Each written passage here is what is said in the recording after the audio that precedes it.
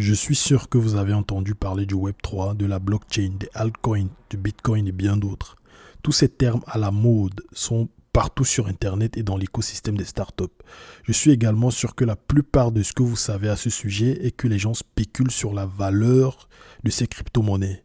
Le Bitcoin, l'Ethereum, Cardano et j'en passe.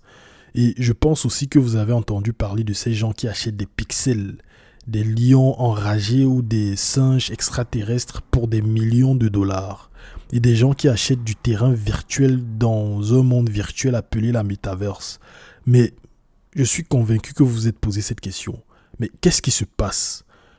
Pourquoi les gens dépensent autant d'argent sur des trucs virtuels ? Est-ce qu'il y a quelque chose qui nous échappe ? Les gens sont-ils devenus fous ? Pourquoi jettent-ils autant d'argent sur des trucs irréels ? Et sachez que toute cette folie fait partie de la révolution du Web3. Et dans cet épisode du podcast des héros, je vais vous dire ce qu'est le Web3.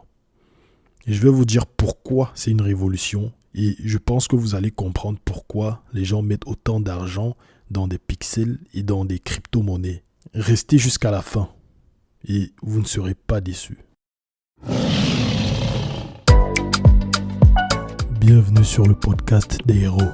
Nous parlons de la tech et apprenons des héros du passé et du présent pour devenir ceux du futur. Je suis votre hôte, Damien Domer.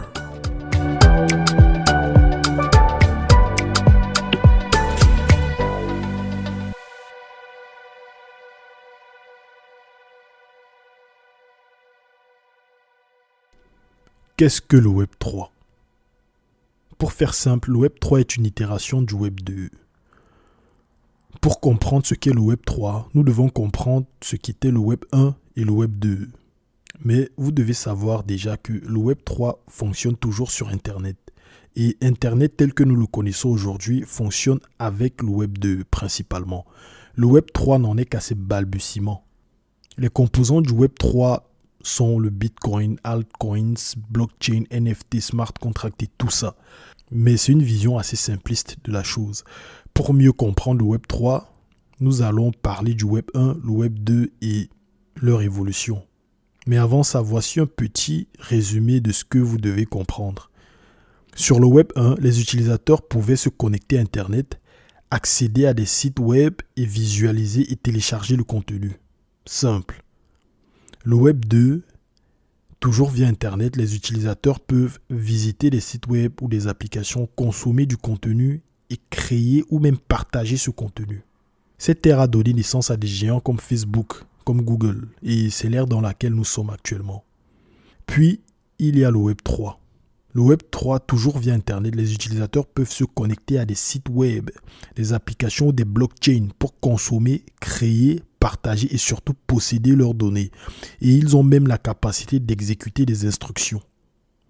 Et tout cela de manière décentralisée, sans aucune entité qui contrôle tout le système. Il y a une époque où il n'y avait même pas Internet. Cette époque, c'est l'époque avant le Web 1. Il y a fort longtemps, quand les ordinateurs étaient encore très très gros, où les ordinateurs n'étaient utilisés que par des institutions ou des universités ou par l'armée, les ordinateurs à cette époque-là ne communiquaient pas entre eux. Puis, tout a évolué. Il y a eu la naissance des PC, Personal Computers, et chacun d'entre nous pouvait acheter des ordinateurs et les avoir à la maison et l'utiliser avec les membres de notre famille. Mais il y a un problème qui a vu le jour. Les utilisateurs de ces PC avaient besoin de transmettre des données d'un PC à l'autre. Et c'était compliqué de faire ce transfert de données. Ce qui se passait à l'époque, c'est que les gens prenaient des disquettes, copiaient des données dans l'ordinateur A, puis allaient vers l'ordinateur B pour insérer la disquette et transmettre ces données. Et les disquettes, c'est l'ancêtre de la clé USB. Les disquettes ne pouvaient contenir que quelques kilobits de données, genre environ 1 méga ou un peu plus. Et ce procédé est très contraignant parce que déjà, si j'ai un ordinateur chez moi et mon boulot se trouve à plusieurs kilomètres de là, je dois copier les données d'une disquette et aller dans mon boulot et mettre ça dans l'ordinateur du boulot et transmettre les données. Ou par exemple, si je dois envoyer des données à une personne qui se trouve dans une autre ville, je dois copier des données dans la disquette, voyager vers cette personne-là et lui donner des données, ou bien copier dans une disquette et envoyer la disquette par la poste. Vous voyez à quel point c'est contraignant. Dans ce monde-là, à l'époque, c'était très difficile. Et finalement, les réseaux de communication informatique ont été créés, où plusieurs ordinateurs pouvaient communiquer et échanger de données entre eux. Mais pour que la communication entre plusieurs PC soit simple et très stable, il fallait inventer un protocole. À l'époque, il y avait plusieurs protocoles. Et ces protocoles de communication peuvent être considérés comme des règles qui doivent être respectées par tous les ordinateurs qui communiquent dans un réseau. Les fabricants d'ordinateurs avaient plusieurs protocoles pour des ordinateurs différents. Puis, le 1er janvier 1983, le protocole TCP/IP, qui signifie Transfer Control Protocol / Internet Protocol. Ce protocole est né. Et ce protocole a permis à différents types d'ordinateurs de communiquer entre eux sur des réseaux différents. En gros, les ordinateurs qui avaient leur propre réseau en interne pouvaient communiquer avec d'autres ordinateurs. Et c'est ainsi que le plus grand réseau de communication entre ordinateurs au monde est né, l'Internet. Bon, maintenant parlons de la naissance du Web 1. Avoir un réseau tel qu'Internet est bien. Un réseau universel qui permet à plusieurs ordinateurs de communiquer entre eux, c'est bien. Mais son utilisation n'était pas très conviviale, ce n'était pas très user-friendly, comme on dit en anglais. Imaginez devoir naviguer sur Internet à travers une interface de ligne de commande. C'est compliqué, non? Même pour les développeurs, utiliser l'interface de ligne de commande n'est pas très pratique. Et je ne vous parle pas des anciens utilisateurs de cette époque-là. À cette époque, l'Internet n'était utilisé que par des technophiles et des gens qui s'y connaissaient vraiment. Le grand public n'avait pas vraiment accès à Internet. Et c'est ainsi qu'en 1991, Tim Berners-Lee a créé ce qu'on appelle le World Wide Web, 3W. Et notez que le World Wide Web est différent d'Internet. En fait, le World Wide Web peut être vu comme une application qui fonctionne sur Internet et qui est constituée d'un système de pages web interconnectées, accessibles sur Internet. Puis bam, là, on est entré dans l'ère du Web 1. Pour rendre la création du World Wide Web possible, Tim Berners-Lee a dû mettre au point des éléments de base pour construire le World Wide Web. Et ces éléments incluent un format textuel pour représenter les documents hypertextes. L'HTML, c'est ainsi que l'HTML a vu le jour. Et un protocole simple pour échanger des documents sur Internet, le Hypertext Transfer Protocol, HTTP.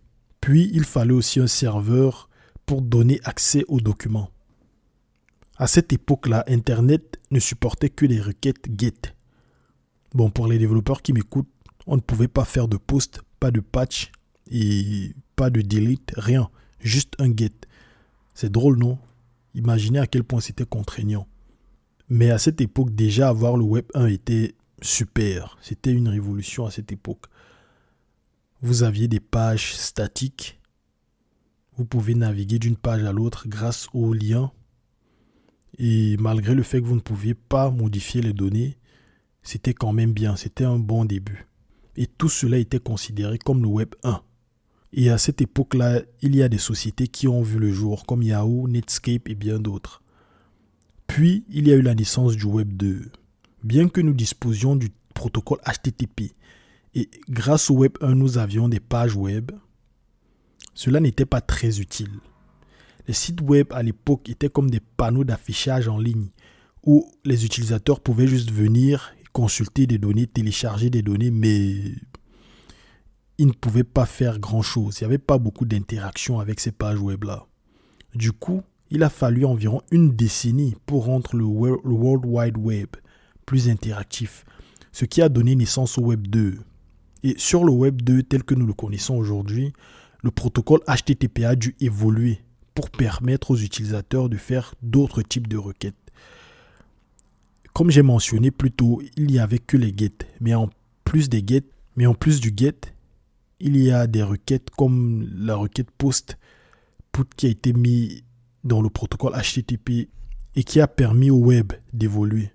Donc, sur le Web 2 tel que nous le connaissons aujourd'hui, les utilisateurs peuvent interagir avec les données. les utilisateurs peuvent générer du contenu. Et en plus de consommer le contenu peut être adapté au profil de l'utilisateur. Et les informations peuvent être transmises des deux côtés. Ce n'est plus le serveur qui transmet les données exclusivement, mais le client aussi peut transmettre des données au serveur. Et même le transfert de données en peer-to-peer est possible désormais grâce au Web 2. Ceci s'illustre par la capacité de commenter des articles sur un blog, par exemple. L'auteur du blog écrit du contenu sur son site web et vous pouvez venir poster des commentaires ou peut-être avoir un profil sur un réseau social et commenter des publications d'un utilisateur et pouvoir envoyer des messages à cet utilisateur-là en privé. Tout ça a été possible grâce au Web 2. Et les sociétés qui ont vu le jour grâce au Web 2 sont Facebook, YouTube, LinkedIn et bien d'autres. Les sociétés que nous connaissons et qui sont très réputées de nos jours. Le problème avec le Web 2 est que les interactions passent toujours par un intermédiaire, par une sorte de Big Brother. Bon, pour ceux qui ont lu le livre 1984 de George Orwell. Bon, je ne vais pas trop en parler, mais une sorte de Big Brother qui surveille les interactions, qui est dans l'arrière-plan, qui contrôle tout, quoi. C'est ça le problème avec le Web 2, en fait. Et même les interactions peer-to-peer, c'est-à-dire comme les messageries. J'écris à une personne en privé et la personne me répond. Tout ça passe par une entité centralisée qui contrôle nos données. Et je pense que vous avez entendu parler du scandale Cambridge Analytica, qui a eu lieu à cause d'une société qui avait le contrôle de nos données et qui a vendu ces données. Et ça fait partie des côtés sombres du Web 2. Cette centralisation. Sur le Web 2, il y a eu ce problème de centralisation où une entité avait le contrôle total sur nos données et nos interactions. Puis, le Web 3 a vu le jour. Le Web 3 a vu le jour d'une façon particulière. Déjà, je dois parler de l'origine de la blockchain, du Bitcoin et bien d'autres. L'année 2008 a été marquée par une grande crise financière. Cette crise était principalement due au fait que les grandes institutions financières américaines n'étaient pas fiables et dignes de confiance. Ces institutions financières sont des entités centralisées qui contrôlent les interactions qu'on a avec notre argent et les paiements, les prêts, tout ça. Ces entités centralisées contrôlent tout ça. Et ces entités ont utilisé leur pouvoir de façon pas très responsable, ce qui a causé la crise financière de 2008. Du coup, un dénommé Satoshi Nakamoto a eu l'idée d'un système de paiement peer-to-peer qui ne dépendrait pas d'institutions tierces comme les banques. Les transactions seraient écrites sous la forme de blocs liés l'un à l'autre et où plusieurs ordinateurs valideraient les transactions et assureraient l'intégrité de cette blockchain grâce à un mécanisme de consensus connu sous le nom de Proof of Work. Preuve de travail en anglais. Et le 3 janvier 2009, le Bitcoin est né. Satoshi Nakamoto a fait le premier bloc, le bloc Genèse, comme on le dit, pour faire référence au premier livre de la Bible, Genesis, Genèse. Et le premier bloc, le bloc Genèse est né et le réseau Bitcoin était opérationnel. En fait, le Bitcoin était une révolution parce que ça a fait en sorte qu'on n'ait plus besoin d'une entité tierce, d'une entité centralisée qui contrôle nos transactions et qui peut faire ce qu'elle veut de nos données, ce qu'elle veut de notre argent et nous imposer des limites sur ce qu'on peut faire avec ce qui nous appartient. C'est en ça que le Bitcoin était révolutionnaire. Et à ses tout débuts, le Bitcoin n'a pas été utilisé directement pour les paiements entre tiers. Ça a plus été utilisé dans le black market, le marché noir. Et il y avait ce site internet qu'on appelait Silk Road, où les choses illégales étaient payées et les transactions étaient payées principalement en Bitcoin. Parce que ça ne laissait pas de traçabilité, il n'y avait pas besoin d'une entité centrale qui allait limiter les transactions, quoi que ce soit. Donc c'est à cette époque-là que le Bitcoin a été utilisé d'une façon un peu pas très légale. Bon, pas qu'un peu, c'était pas légal du tout. C'était pas légal du tout. Mais c'était grâce à ça que le Bitcoin a acquis une certaine notoriété, où les gens se sont mis à s'intéresser au Bitcoin et ce qu'ils pouvaient faire avec. Ça me fait penser au début d'Internet. Au début, Internet n'était pas très célèbre, mais c'est grâce à la pornographie qu'Internet s'est mis à attirer des gens. Et les gens ont pu comprendre ce qu'était Internet et les avantages qu'ils bénéficieraient à utiliser Internet. Et plus tard, on a vu d'autres sociétés se mettre sur Internet et ces sociétés ont prospéré malgré le fait qu'elles ne faisaient pas de la pornographie. Je ne sais pas si vous voyez un peu. Ce qui a attiré les gens vers Internet, c'est un truc mauvais, tout comme ce qui a attiré les gens vers le Bitcoin. C'était aussi un truc mauvais. Bon, d'après Wikipédia et ces sources-là. Et aussi le Bitcoin, vu que c'était open source, c'est-à-dire le code était ouvert à tous. Tous ceux qui voulaient inspecter ce que le Bitcoin faisait, comment il le faisait, comment le réseau Bitcoin était conçu, comment Proof of Work fonctionnait, pouvaient le faire grâce au fait que le code était ouvert et accessible à tous. C'est même possible de modifier ce code ou bien de le fork, c'est-à-dire de le prendre, le cloner et faire sa propre copie du Bitcoin et le faire tourner sur ses propres nodes. C'est possible. Et c'est ce qui s'est passé. Les gens ont vu le potentiel du Bitcoin et se sont dit, bam, pourquoi pas faire notre version du Bitcoin? Pourquoi pas faire notre version de la blockchain? Et ça a donné naissance à ce qu'on appelle les altcoins. Ce qui veut dire les coins alternatifs. Donc les coins qui sont similaires au Bitcoin, quoi. Et ces altcoins-là profitaient aussi de la capacité d'éliminer les entités tierces dans les transactions. Et les passionnés de la technologie ont vu le grand avantage que la blockchain et les mécanismes de consensus pouvaient apporter aux interactions entre pairs sous différentes formes, pas que des paiements ou bien des transactions financières. Ils ont vu qu'ils pouvaient rendre inutile le recours à une entité tierce, une entité centralisée dans plusieurs domaines. Cela a donné naissance à plusieurs technologies, comme les NFT, les smart contracts, et ces technologies-là rendent la décentralisation applicable à différents domaines, pas que le domaine financier. Nous y reviendrons dans d'autres épisodes. Nous allons parler de ça en détail dans d'autres épisodes, je vous promets. La révolution du Web3 a commencé lorsque les gens ont pris conscience des problèmes que pose le contrôle des interactions sur Internet par une entité centralisée. Selon Wikipédia, le terme Web3 a été inventé par Gavin Wood, qui est le fondateur de Polkadot et le cofondateur d'Ethereum. Il est bien connu dans le monde de la blockchain, dans le monde des crypto-monnaies, il est très connu. Et il a prononcé ce mot en 2014, faisant référence à un écosystème en ligne décentralisé basé sur les blockchains. Et en 2021, le terme Web3 a gagné en popularité.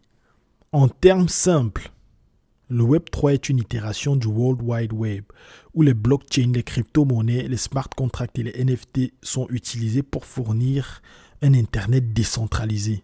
Un Internet où les participants n'ont pas besoin d'avoir confiance en d'autres participants dans le réseau. Un Internet où on n'a pas besoin d'avoir une permission d'une entité centralisée pour faire quoi que ce soit. Un Internet où les utilisateurs sont entièrement propriétaires de leurs données et où les règles sont appliquées par le processus de consensus, soit par Proof of Work, Proof of Stake ou d'autres types de consensus. Bon, ça c'est des trucs, des détails, des termes un peu techniques et on va en parler dans d'autres épisodes. Nous pourrons littéralement dire que le Web3 redonne le pouvoir au peuple. En termes techniques, nous pourrions définir le Web3 comme une itération du World Wide Web, où les données sont gérées par un réseau peer-to-peer d'ordinateurs suivant des règles définies dans un protocole et sécurisées par un consensus majoritaire de tous les participants du réseau. Et ces participants sont incités par des jetons de réseau. Donc les jetons sont comme comme on dit en anglais, des incentives. C'est comme une sorte de rémunération pour leur travail. Et ces jetons-là, les exemples de jetons sont par exemple le Bitcoin, l'Ethereum et plusieurs autres. Cela permet à des utilisateurs qui ne se font absolument pas confiance de conclure des accords et de régler leurs différends sur Internet. Cela garantit également que chaque règle soit appliquée équitablement. Dans l'article qui accompagne cet épisode, j'ai rajouté un diagramme qui vous montre un peu la différence entre le Web 1, le Web 2 et le Web 3. Vous pouvez trouver l'article sur mon blog. Le lien, c'est doumer.me, doomer.me. C'est le lien vers mon blog. Et vous verrez l'article là-bas. Je pense que je vais rajouter le lien dans la description. Maintenant, nous savons ce qu'est le Web 3. Une fois que la blockchain a été créée, le Bitcoin a été créé, les altcoins ont été créés, plusieurs autres technologies ont vu le jour, telles que les smart contracts, les NFT et bien d'autres. Et cela a apporté des avantages qu'on ne soupçonnait même pas à la blockchain, à cette nouvelle technologie. Et grâce à ces avantages-là, il y a plusieurs bénéfices que nous pouvons tirer du Web 3. Et c'est grâce à ça que vous voyez cette folie qui est en train de se passer actuellement dans le monde. Et maintenant que vous savez tout ça, vous devez sûrement avoir une idée de la raison pour laquelle le Web 3 est considéré comme une révolution. En plus de ce que nous avons mentionné ci-dessus, il y a plusieurs raisons pour lesquelles il est considéré comme une révolution. Et déjà, une des raisons est que tout utilisateur du Web 3 est le seul propriétaire de ces données et de tous les actifs que cette personne acquiert. Par exemple, si vous jouez à un jeu vidéo et que vous achetez des outils et des actifs dans le jeu, la société propriétaire du jeu vidéo peut vous retirer la propriété de ces actifs actuellement sur le Web 2. Mais si ces actifs étaient liés à des NFT sur la blockchain, vous seriez le seul propriétaire de ces actifs. Même la société qui a créé le jeu ne pourrait pas vous retirer la propriété de vos articles, de vos actifs que vous avez achetés quand vous jouiez au jeu. Cela est un avantage très important parce que nous pouvons non seulement l'appliquer dans le monde du jeu vidéo, mais aussi dans le monde des réseaux sociaux. Vous aurez un réseau social, par exemple, sur le Web 3 où vos données vous appartiennent, où il n'y a pas d'entité centralisée qui peut venir prendre vos données, consulter vos interactions, vendre vos données ou vous bannir d'un simple clic et faire ce que cette personne veut de votre compte. Non, ce n'est pas possible sur le Web 3. Sur le Web 3, tout est décentralisé. Et une fois qu'un truc vous appartient, il vous appartient. C'est marqué dans la blockchain, dans les transactions grâce au NFT et c'est comme ça. L'autre avantage est que le Web 3 ne fonctionne pas avec des tiers de confiance ou centralisés ou une entité centralisée. Au lieu de cela, il fonctionne d'une manière telle que chaque acteur du réseau est supposé être indigne de confiance. Tous les acteurs sur les réseaux d'une blockchain ne sont pas considérés comme des personnes de confiance. Il s'appuie principalement sur des mécanismes économiques qui impliquent un consensus et des incitations sous la forme de jetons de réseau. Cela permet à des acteurs qui ne se connaissent pas d'effectuer en toute sécurité des transactions sur le réseau Web 3. Cela signifie que sur le Web 3, il y a cette capacité à prendre du risque. Vous pouvez faire des transactions risquées. Vous pouvez faire des transactions qui seraient qualifiées de risquées sur le Web 2. Mais sur le Web 3, ces transactions seraient totalement safe. Vous ne courrez aucun risque. Tous les acteurs dans un réseau Web 3 sont considérés comme des personnes qui ne sont pas du tout dignes de confiance. Toutes les décisions qui sont prises sur le Web 3 sont prises après un consensus des nœuds sur le réseau. Un autre atout important du Web 3 est que le Web 3 est décentralisé. Le Web 3 n'est pas contrôlé par une entité centrale. Au contraire, la propriété et le contrôle sont distribués entre les acteurs de réseau. Et ceux qui construisent le réseau et les utilisateurs, les validateurs, toutes ces entités-là, c'est elles qui contrôlent réellement le Web 3. Et tout se fait à partir d'un consensus, comme je l'ai dit plus tôt. Il y a aussi le fait que grâce au smart contract, le Web 3 peut aider à appliquer des règles de gouvernance et une logique d'entreprise pour coordonner une interaction de pair à pair, genre peer-to-peer, entre des acteurs du réseau qui ne se font absolument pas confiance. Cette logique commerciale est appliquée par un consensus majoritaire du réseau, des membres du réseau. Pour rendre cela plus clair, je vais vous donner un petit exemple. Si par exemple un utilisateur qui possède un actif tel qu'une œuvre d'art liée à un NFT sur un réseau Web 3, si on a cet utilisateur-là et qu'un autre utilisateur B souhaite acheter cet actif, en tenant en compte du fait que les deux utilisateurs ne se sont jamais rencontrés, qu'ils ne se font absolument pas confiance, comment garantir le bon déroulement de cette transaction? Eh bien, un smart contract pourrait être créé avec des règles simples qui vont dicter la transaction.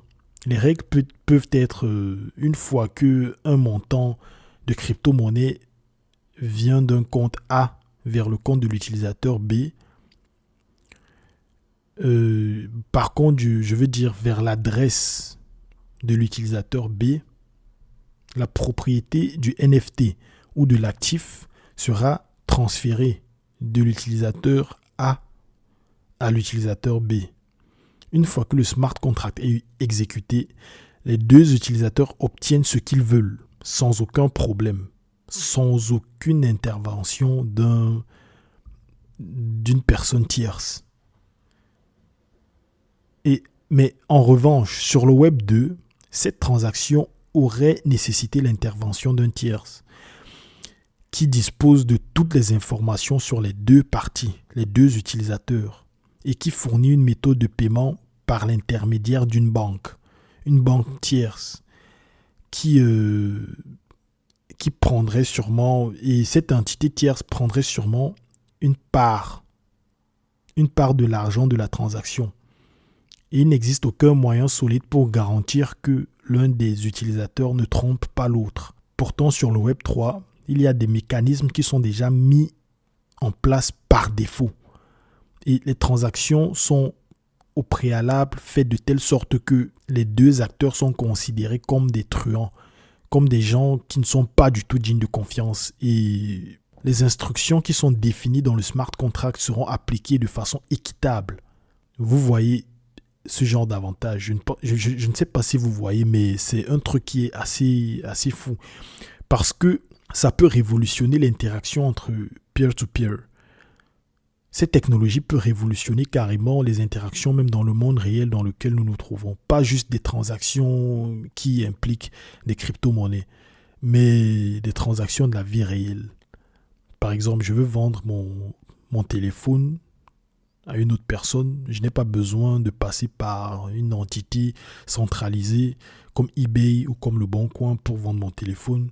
Je peux juste le faire directement à quelqu'un que je ne connais pas, avec quelqu'un que je ne connais pas, et sans craindre de me faire arnaquer. Parce que les règles seront écrites et établies dans le smart contract, qui feront en sorte que la transaction va se passer de façon équitable. Vous voyez, bon, j'espère que vous me comprenez. Parce que, je sais pas. Bon, il y a un autre avantage encore. L'avantage que le Web 3 a est que tout le monde peut participer de manière égale au Web 3, à un réseau du Web 3. Personne n'a besoin de l'autorisation d'une entité centrale et personne ne va juste être banni juste par le gré, par le bon vouloir de cette entité centrale ou par quelques clics. Prenons en considération tous ces atouts. Je pense que vous voyez pourquoi le Web 3 excite autant les technophiles. Pourquoi est-ce que les gens, au début, ces atouts ont été utilisés pour des transactions frauduleuses. Comme nous l'avons mentionné plus tôt, le Bitcoin à ses tout débuts était utilisé comme monnaie de paiement sur des sites de pirates tels que Silk Road pour acheter des trucs sur le marché noir. Et ce qui était vendu dans ce marché noir était des choses pas légales du tout. Et c'est un peu grâce à ça que le Bitcoin s'est fait connaître. Mais au fur et à mesure que le temps passe, les activités illégales ont diminué. D'après les experts, les activités illégales qui sont faites sur le Bitcoin ou d'autres crypto-monnaies sont très infimes. Très infimes. Et par contre, actuellement, ce qui se passe, c'est plus de la spéculation boursière sur la valeur de ces crypto-monnaies. Mais le Web3 apporte beaucoup plus que les crypto-monnaies. Ça apporte d'autres technologies révolutionnaires telles que les NFT, les smart contracts. Et ces technologies peuvent être utilisées pour autre chose que la spéculation boursière, que la spéculation sur la valeur d'un actif. Et c'est grâce à ces caractéristiques, grâce au pouvoir que les NFT, les smart contracts, les crypto-monnaies nous apportent, que les technophiles voient l'avenir à travers ce Bitcoin, à travers ces réseaux de blockchain. Et ces technophiles ont compris les avantages que ce réseau décentralisé peut avoir dans nos vies. Ces technophiles ont compris les avantages du Bitcoin, de la blockchain et tout.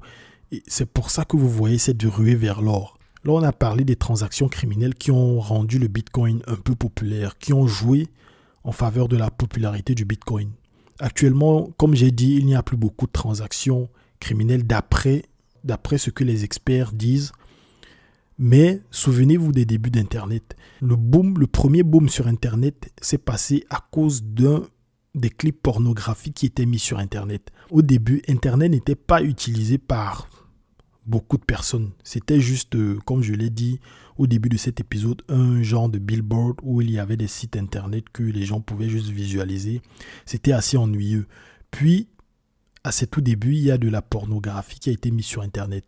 Et vous savez, l'être humain a un côté assez malsain. Et c'est grâce à cette pornographie-là qu'il y a eu une ruée vers Internet et la popularité d'Internet a explosé grâce à ce mauvais côté. C'est un peu pareil, c'est un peu similaire. Je compare ça un peu à ce qui se passe avec le Bitcoin. Et les NFT, les smart contracts sont venus bien après le Bitcoin. Ils sont venus plusieurs années après le Bitcoin. Plusieurs années après que le Bitcoin ait été utilisé comme une monnaie sur des sites frauduleux. Et là, nous sommes en train d'évoluer.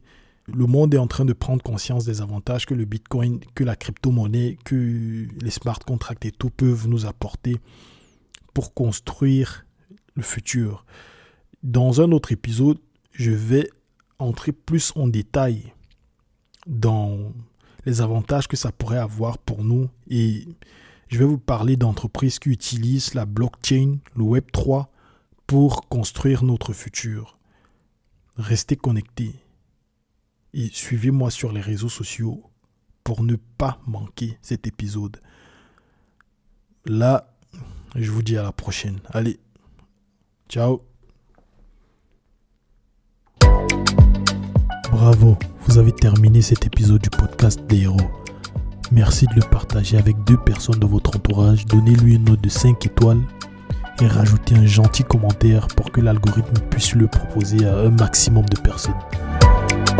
Et suivez-moi sur les réseaux sociaux pour rester à jour. Merci.